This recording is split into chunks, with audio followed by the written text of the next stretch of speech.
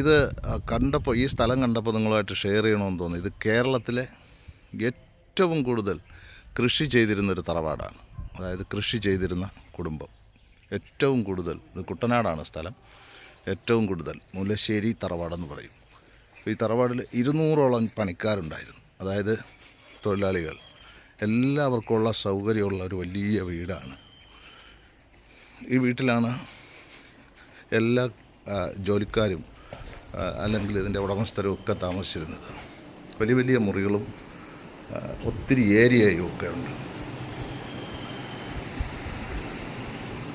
100 വർഷത്തിന് മേളിൽ ഇതിന് പഴക്കവുമുണ്ട്.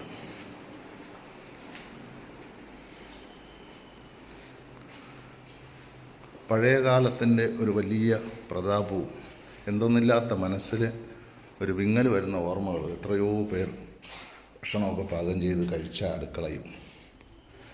അതുപോലെ തന്നെ നെൽപ്പുര, ഇവിടുത്തെ നെൽപ്പുര അസാധ്യമാണ്. ഏതാണ്ട് 300 ഏക്കർ ഇവരുടെ കണക്കിൽ, നാട്ടുകാരുടെ കണക്കിൽ അവർ പറയുന്നുണ്ട്. പക്ഷെ അതിന് മേലെയാണ് കൃഷി നടന്നിരുന്നത്.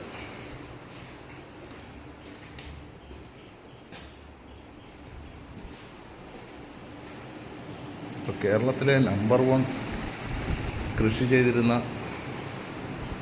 ആൾക്കാരുടെ തറവാട്ടിലാണ് നമ്മളിപ്പോൾ നിൽക്കുന്നത് അല്ലെങ്കിൽ കാണുന്നത്. ഇതിൽ താഴെ തേങ്ങാപ്പുരയും മേളിൽ നെൽപ്പുരയുമാണ്. താഴെ കല്ലുകൊണ്ടുള്ള പുര. പ്രളയകാലത്ത് പോലും ഈ തടി ഭാഗത്തേക്ക് വെള്ളം കയറിയിട്ടില്ല. അവിടെയാണ് നെല്ല് സൂക്ഷിച്ചിരുന്നത്. പത്തായമെന്ന് പറയാൻ പറ്റില്ല, ഒരു വലിയ പത്തായത്തിൻ്റെ ഉള്ളറയാണിത്. ഇതിനകത്താണ് നെല്ല്. അതുപോലെ ജോലിക്കാർക്ക് വേണ്ടി അന്ന് 10ഓളം ബാത്റൂമുകളുള്ള ഒരു കെട്ടിടം. ഇതവരുടെ തൊഴുത്തായിരുന്നു. പഴയ കാലത്ത് അവർക്ക് സ്വന്തമായിട്ട് ഒരുപാട് വള്ളങ്ങളൊക്കെ ഉണ്ടായിരുന്നു ഇവിടെ. ആ വള്ളങ്ങൾ കൊണ്ടിടുവാൻ, വള്ളം വന്ന് കയറാനുള്ള ഒരു ഷെഡായിരുന്നു ഇത്. അതായത് ഇന്നത്തെ ബെൻസ് കാറുകൾ കൊണ്ടിടുന്ന പോലെ ഇതിലായിരുന്നു, വള്ളത്തിലായിരുന്നു സഞ്ചാരമെല്ലാം. ഇത് വൈക്കോല് അല്ലെങ്കിൽ കച്ചി ശേഖരിക്കുന്ന പൊക്കമുള്ള ഷെഡാണ്. ഇത് നിറച്ചും ഇതിന് പുറത്തും ഒക്കെ കച്ചി ഉണ്ടാവുമെന്നാണ് നാട്ടുകാർ പറയുന്നത്. ഇങ്ങോട്ടുള്ള ഭാഗങ്ങളെല്ലാം ഇവർ കൃഷി ചെയ്തിരുന്ന ഇടമാണ്.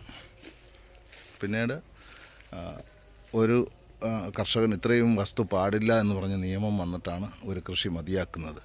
അത് ഗൗരിയമ്മ ഭരിച്ചിരുന്ന കാലത്താണ് പാടില്ല എന്ന് പറഞ്ഞിട്ട് അത് വന്ന് ഇവർ നിർത്തിയത്.